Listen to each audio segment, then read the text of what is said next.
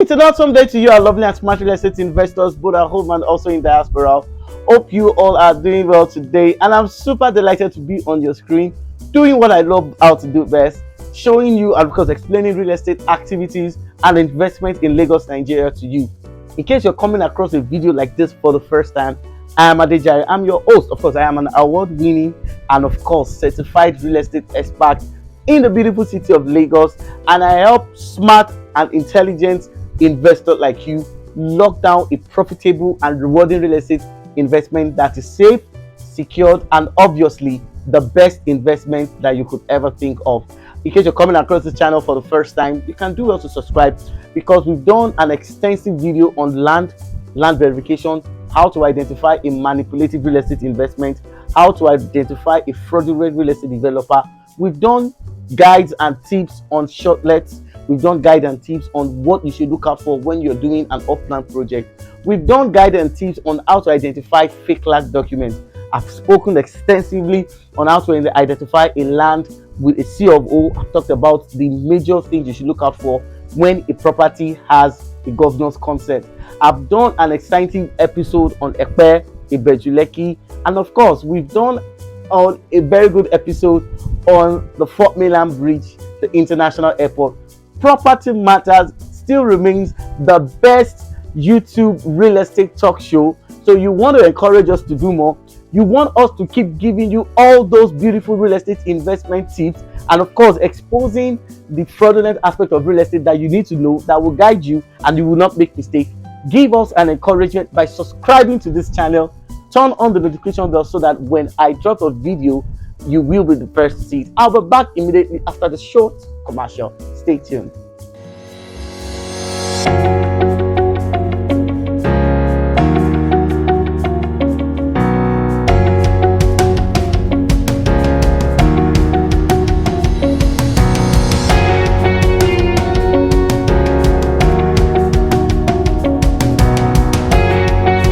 All right. I'm super delighted to be on your screen. It's an honor and a privilege to be on your screen today. I want to thank you for your patience. I want to thank you for always viewing, for always giving those encouragements. And of course, you will do more by subscribing to this channel. Like I said, in case you're coming across to this channel, this is Property Matters. After viewing this educative guide, you can also, at your leisure time, check some of those explosive and wonderful playlists that we've done. We have a whole lot of playlists here on Property Matters, and you'll be super glad you did. So today I'm going to continue on my previous discussion where I was talking about 3 lies that you should watch out for, and of course I went further to talk about understanding price valuation. Now in that video I outlined some real estate developers that have displayed proven track record of development. I explained what you need to know when you talk about a real estate developer that is doing a full-scale developmental project than the one that is just doing get house, fencing, and probably earth road. And a lot of controversy came up in the course of that discussion. And before I go into today's topic, I would like to clarify some observations that were raised by our intelligent and smart viewer. First of all, I want to clarify this notion that I have not been paid to advertise any property, and I am not coming here to say buy this. No, what I'm trying to do basically is to raise a meaningful case study of real estate developers that have done extremely well. And of course, these people, what they've done is too way important to be ignored. So we use the companies. After I talked about Veritas, I talked about Evermark, I talked about Landmark. I gave instances of Landway. I talked about, of course, Gracias and other real estate developer. So we are not marketing them, but they have been very extraordinarily brilliant.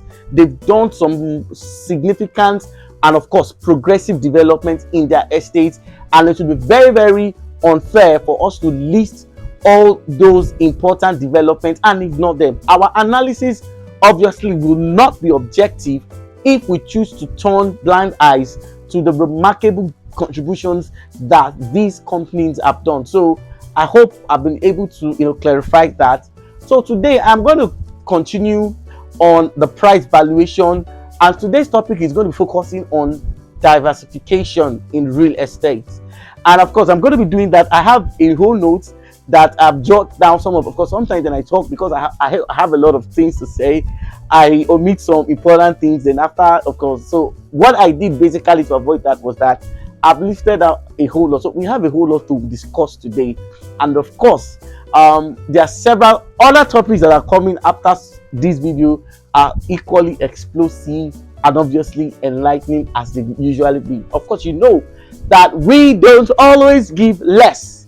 So I'm going to be talking about diversification, and I'm going to be talking about how price of valuation can affect your desire or your intention to diversify of your real estate investments. You know, I've explained extensively that whenever you're doing a real estate investment, there are some things you should look out for. And one of the things you should look out for basically is that when you want to buy a property, I've said this before, I'm going to say it again. When we talk about project development, different real estate developers have their own perception of what they call development. So it is when you have totally understood their perception of development, that is when you know what to expect from them. Like for instance, I've been talking about development, and I gave some important case study. Now, when talking about development, what is the developer's mindset of what they call project development? Over time, what have dominated this our industry over the shortest period of time basically is due to the fact that what some people call development to an extent cannot be regarded as full development. For instance, a developer that have acquired some acres of land and that have done gatehouse, that have done maybe 1 or 2 drainages and earth road, and in most cases some of these earth roads don't even cover all the acres and all the plots in that property. Now, when you look at that concept of development, you realize that whenever you want to do a project on your property, you will still have to spend more, because the development that they have done on that parcel of land is not always adequate. And that was the reason why I gave several instances of what Veritasi, Evermark, Landmark, Landway, Gracias, should I keep mentioning name? What most of these, of course, a whole lot of people have done, a whole lot of real estate companies have done mouth-watering, beautiful development, but time will fail us to mention all of them. So you need to understand the developer's concept of development. What exactly are they bringing into the estate? What should we be expecting? What should you as an investor should be expecting? Then the next question you need to focus basically, because we're talking about price valuation and of course diversification. We will do talking about diversification in, of course, towards the concluding part of this video. So the next question you also need to ask is, what are the costs of these infrastructures that they are bringing in?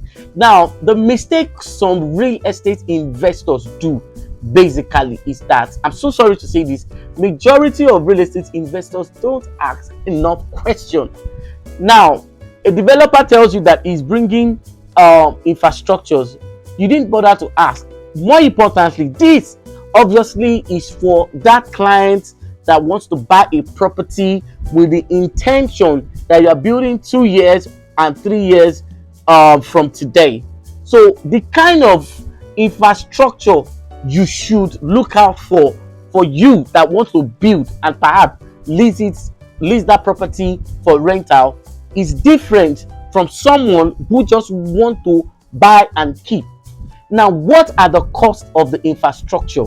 And the next question you also ask is that, what are the impact of these infrastructures on these properties? You see, when infrastructures are put or are installed in a property, this infrastructure, number one, determine how valuable the property becomes. For instance, a developer who is doing earth road is bringing infrastructure, but you cannot compare the earth road to a developer who is doing either interlocking road or a tarred road.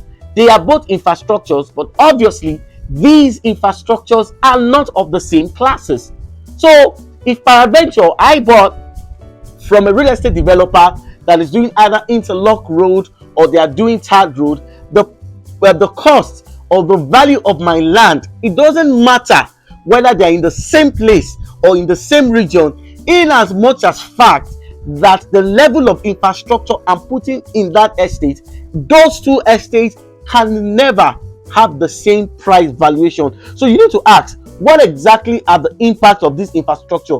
Will this infrastructure aid building for me? Can I start building to the point that I can lease out? Then the next thing you should also ask is that these infrastructures that they are bringing into this estate, are they going to have what we call future desirability of the property? What do I mean is that, well, in fact, there are some lands that you visit in IBEJU Lekki, and with what the developers have done, you will know very well that those places 2-3 years from now, they'll be hot cake. They'll be hot cake. This is not more or less like a soothsaying, okay? They'll be hot cake. Now, in an estate, they're already tarred road. We have street lights. We have drainages like Fairmont. Fairmont is doing a solar-powered green estate and smart estate. So, with that kind of project coming in, you should know that the future, I'm not advertising, but I'm just giving instances. Now, you should know that this infrastructure will make that property to be hot cake in the future. So if they are bringing all those infrastructures, you understand very well that you don't even need to stress or do a lot of work before you can sell the property. That is, if you decide to sell. So these are the things you should look out for, and these are some of the things. Now the thing is, what exactly will not be the impact of this project on other properties that are within? These are some of the questions, and these are some of the questions you should ask whenever. You see, what most real estate investors do over time basically is that they market to you guys, they tell you what they want to do, and you guys buy from there. So I'll be back immediately after this short commercial to round off this session, and of course explain extensively on diversification. Stay tuned and I'll be back. All right, I'm super delighted to be back on your screen. Yes, I was talking about the impact of infrastructures. Now, as a real estate investor, don't always generalize. A lot of people are missing out on real estate, opportunities because they are doing what we call generalization. Some, I was speaking with an investor, and the man said, "Why would I have to go there and pay that kind of money when I can, use that money and buy 3 acres or 5 acres somewhere else?" The truth is, yes, that's true. It is possible for you to buy 3 or 4 acres, but you can never, as an investor, you must learn to prioritize quality over quantity. So these are some of the things you need to do. So a 1 acre in a place that may not even experience civilization, or you have to spend a whole lot of money. You see, you're spending double if you are bringing all this infrastructure in fact, you wouldn't even want to try it based on the cost of building materials. So the point is, it is better to invest in a place where you are seeing development, where a whole lot of things will, make your property hot cake, than places that in the next 20-30 years, the civilization may come there, but the rate at which that place will be worth will not equal. So in real estate, it's not about quantity, it's about quality. So very quickly, I will be speaking on diversification. And before I go into diversification, I'm going to be addressing one major challenges that I've had with real estate investors. You see, whenever you want to invest in real estate, it is very, very wrong for you to be seeking counsel from someone who doesn't understand the progression of real estate trends in Lagos, Nigeria. I was speaking with an investor, and that investor, was speaking with a friend, and the friend said, "Why will you go and pay that kind of money? That place is far." And I asked some questions. What is your own definition of being far? Now, the reason why you should understand that what determines price valuation in the Nigerian real estate market is your own indices of price may not be the developer's indice, or may not weigh up to the developer's measurement of price valuation. I'm going to quickly explain this. You see, when you talk about development, your concept of development is very important. And this is why I'm going to quickly emphasize on diversification. I've had a lot of experiences. Of course, I've been in this industry for quite a while, and I've been speaking with some dear real estate investor, and I met a woman and she said, I bought a property from this particular company, I was scammed, and by that time I made up my mind that I'm done with Nigeria. Anything that has to do with real estate investment, I'm not doing. But I used to know a man, Mr. Salaudin. Of course, I was in the mainland, and as at the time I was with Mr. Salaudin, Mr. Salaudin's regret as at that time was that he saw how Ikeja sold for 100,000, 50,000 in the early 20s, in the early 30s. And of course, as at that time, Ikeja was not a place of desire because most of the places were flooded. In fact, there were some places, he said, at Maryland at that time that they used to, paddle the canoe. So because of the fact that the place was not attractive, he ignored it. So the money he had as at that time, he used it to enjoy himself, did a lot of party, and the reverse right now is the case. This dear man is late, but his regret basically was that he never built wealth for his children because he was not, he didn't have the foresight. Today, Ikeja right now, if you have 400 million, you will beg to buy Ikeja. If you have 100, 120, 300, 200 million, you will beg to buy Maryland. Imagine if the man saw the foresight and he built. Now, this is where diversification is. You see, as a real estate investor, you must understand that real estate investments in Lagos, Nigeria flow with trend. You should understand that what makes your property valuable are infrastructures and projects coming on in that area. As an investor, it is not always wise for you to concentrate all your investment in a particular location. You cannot make money that way. I know a dear real estate investor that I've been working with since 2018. And why I love this man basically is that this man owns property at different strategic parts of Lagos. He owns plot of land at Mowe of Fada. He owns plot of land at Isheri. He owns plot of land at IBEJU Lekki. He owns plot of land at even Abeokuta. He owns plot of land at Ibadan and other places. Now, the reason why it is very important to talk about diversification as a smart real estate investor is that even I myself making this video, I have plot of land in Abeokuta. I'm planning to buy in Ibadan. I have at Ijebu-Ode, I have in Epe, and of course, I'm looking towards some places at IBEJU Lekki, Ikorodu, and other places. Now, the reason why it is so basically was that I was studying a real estate investment model by one of my mentors, that's Dr. Stephen Akintayo. And one of the way Dr. Stephen Akintayo has been able to build a reliable real estate portfolio is that this man understands the concept of diversification. Now, this series, of course, this topic will be in series. I can't exhaust everything in this. Now, diversification helps you to, number one, spread your risk in real estate investment. Whether you're buying or not, you should understand that investment is risky. Number one, because government policy changes. Now, when you diversify, you spread your risk. Number two, when you diversify, you spread your profits. Number three, when you diversify, you spread your influence. Number four, when you diversify, you spread your wealth portfolio. So, for instance, the reigning real estate destination in Lagos, Nigeria, as at this moment, is IBEJU Lekki. Why? IBEJU Lekki has the deep sea port, it has the refinery, it has the free trade zone. Of course, there's the airport that was recently commissioned. When you look at the rate at which governments are building infrastructures in IBEJU Lekki, you will understand that government interest is at IBEJU Lekki. Now, as a smart real estate investor, don't say your friend who is staying in Chevron or your friend who is staying at Lekki Phase 1 is saying that IBEJU Lekki is far from where? Number one, Then number two, what is that your friend concept of investment?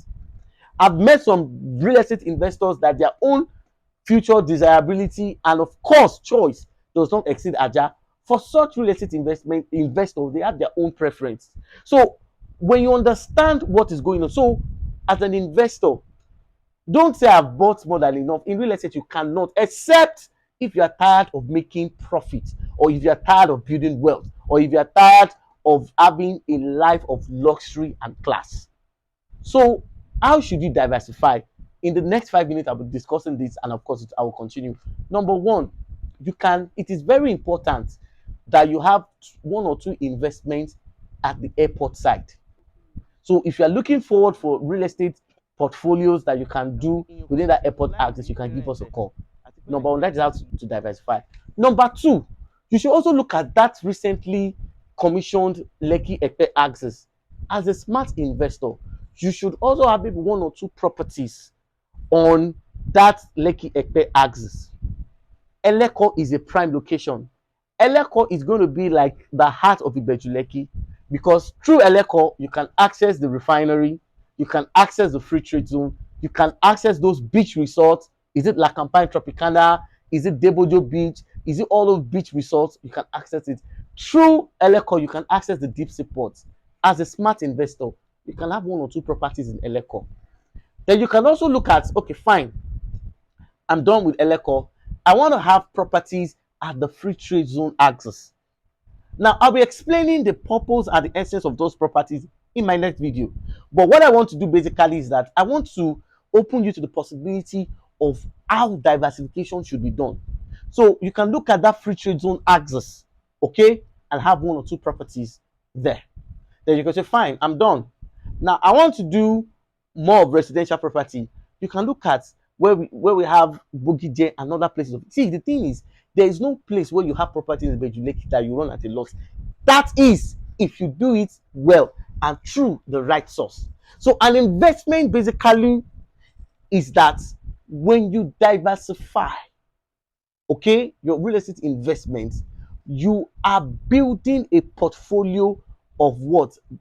Billionaires record in real estate investment. People who have made it big basically are people who have bought where necessary. See, a lot of see, I've said this before, a lot of investors have bought where does not concern them, but I'm not going into that. So these are some of the things you need to look out for. The places I've mentioned, of course, we have verified properties with good title document that your surveyor can go and check. So this is where I'm going to draw the curtain of today's episode of property valuation and diversification. I'm going to continue in my next video on diversification, and I'll be explaining more, and I'll be explaining the advantages as well as the risk. So stay tuned to this channel, subscribe, and of course, I'll see you in my next video. Have a nice day.